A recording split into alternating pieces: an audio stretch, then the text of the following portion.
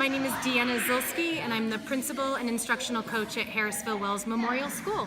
At a principals meeting last month, Rob Millay and Emily Hartshorn showed a short clip of Most Likely to Succeed. And in the clip is a segment of a teacher leading a Socratic seminar. And it was incredibly inspiring to me to see students have to overcome small obstacles to answer larger questions, even something like how do you set a room up, and doing it completely independently and collaboratively with one another. So I came back to school and dialogued with our 5-6 teacher about how we might do that here. And we decided to do it during an English language arts lesson, focusing on Greek myths and how they compare and contrast with each other. I will admit exactly as I saw in the clip on the video. So I started by drawing a picture on the board of how I wanted them to set up their tables and their chairs and their desks, and made a little key about what each thing symbolized, and told them to go ahead and rearrange their chairs and their desks in that way. And I said go, and I stepped back, and they had conversations about what to do and how to do it. It was very interesting to watch them do it because they were very confused at first. They were asking for more information about how to set it up. Is the desk right? Is the chair right? Is this exactly how you want it to be? And both Claudia Deary and I, the 5-6 teacher, and I decided, we stepped back and let them do it, and after about 5 minutes they were able to do it and be ready for the next step. But it was really lovely to see different leadership roles take over that hadn't been leaders in the class before over such a small, minor change in how to ask them to move forward. We started with a guiding question, a big, major, main idea question, and we had them start talking about that. They had read the night before a Greek myth and was comparing it to Percy Jackson. And the guiding question is, how does the myth compare to the different events in Percy Jackson? And they had to ask each other questions to dig deeper and to find then next how Greek myths compared to life in general and things that are happening now. And so we just continued to do the questioning process.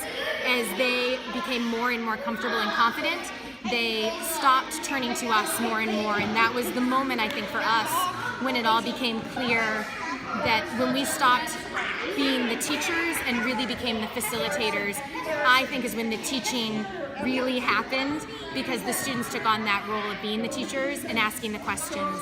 There were several times that they asked us to guide them or to give them a statement of truth or fact, and it was really hard, but both Claudia and I responded to all of those with questions, as is the means, and to see them then have to process that information and come at the question from a different angle, or help each other come at the question from a different angle, was one of the most incredible things I've ever seen. For 10 and 11-year-olds to be able to do that, they were able to come to a deeper comprehension of that content than they ever would have through any method of me standing in front of them or asking them questions that they had to write down the exact answer to at the end of the class when we did the debrief.